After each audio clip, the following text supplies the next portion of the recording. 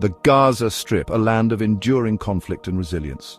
January 19, 2025, a date etched in the memories of many. After 15 long months of relentless conflict, silence finally descended upon the war-torn streets. A ceasefire, brokered by a coalition of international actors, came into effect at 11:15 a.m., bringing a much-needed pause to the violence. This fragile truce, a testament to the tireless efforts of Qatar, Egypt and the United States, offered a glimmer of hope amidst the ruins, a beacon of potential peace. The agreement included a key provision, a prisoner exchange, a gesture of goodwill and reconciliation. For 3 Israeli families, the ceasefire brought an end to an agonizing wait, a wait filled with uncertainty and fear. Romy Gonen, Doron Steinbrecher and Emily Damari, held captive since the conflict's outbreak, were finally coming home, their return a moment of profound relief and joy. Their release, a bittersweet victory, was met with a mix of joy and somber reflection in Israel, a nation weary from the prolonged conflict.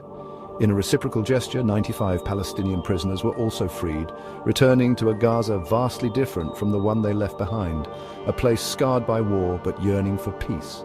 The ceasefire marked a return to normalcy, albeit a fragile one, as the people of Gaza began to rebuild their lives. Throughout the Gaza Strip, life slowly began to resume its rhythm, with marketplaces reopening and children playing in the streets once more. The incessant drone of drones was replaced by the clatter of construction equipment, a sound of hope and renewal. The Palestinian authorities, eager to restore order, deployed police units to maintain security and facilitate the movement of people and aid, ensuring that the fragile peace held. Government ministries, their operations disrupted by the conflict, sprung back to life, determined to rebuild their shattered city and restore a sense of normalcy. Yet amidst the destruction, a flicker of hope emerged. A chance for a new beginning, a chance to rebuild and heal. The human cost of the 15-month conflict is staggering. The numbers, cold and stark, paint a grim picture of the conflict's devastating toll. On the Palestinian side, the casualties are heart-wrenching, at least 46,899 lives lost. The wounded, over 110,725, bear the physical and emotional scars of war. Israel, too, mourns its dead. The conflict claimed the lives of at least 1,139 Israelis, their absence deeply felt in homes and communities across the nation. The capture of over 200 Israelis added another layer of anguish and uncertainty. The ceasefire, while marking a cessation of hostilities, did not erase the pain and suffering endured. The road to reconciliation is long and arduous, demanding empathy, understanding, and a shared commitment to peace from all parties involved. The international community has a role to play in providing support and fostering an environment conducive to lasting peace in the region.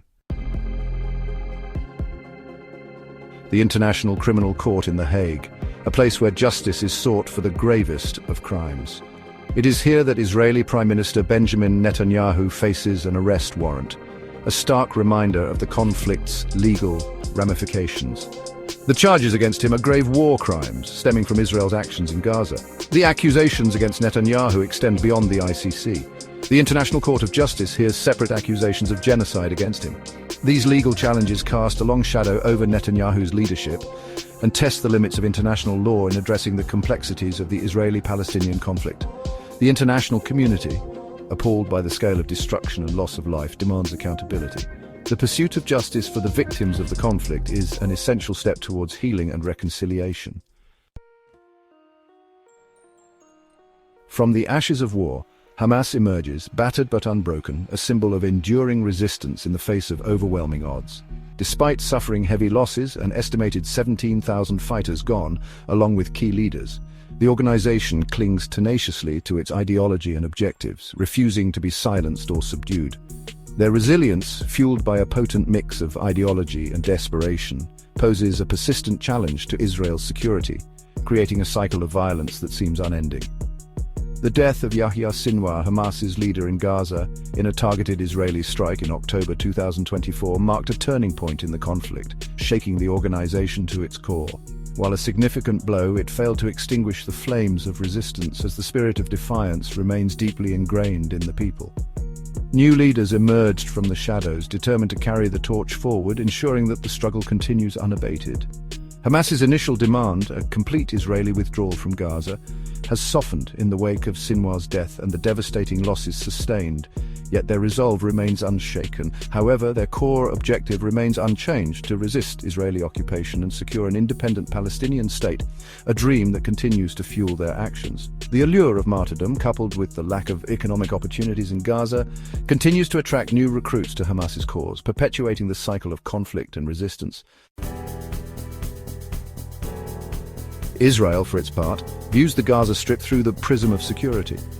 The spectre of rocket fire and the threat of infiltration weigh heavily on the minds of Israeli policymakers. They argue that maintaining control over Gaza is not a matter of choice but a necessity, a bulwark against existential threats. The prospect of a complete withdrawal from Gaza, while appealing to some, is a non-starter for the Israeli government. They fear that such a move would create a power vacuum, allowing Hamas to consolidate its grip on power and transform Gaza into a launching pad for attacks against Israeli civilians. Instead, Israel advocates for a security-first approach, one that prioritizes the dismantling of Hamas's military capabilities and preventing the smuggling of weapons into Gaza. This, they argue, is the only path to guaranteeing the safety and security of Israeli citizens. Israel, walking a tightrope between security and the need to avoid further escalation, faces a dilemma with no easy answers.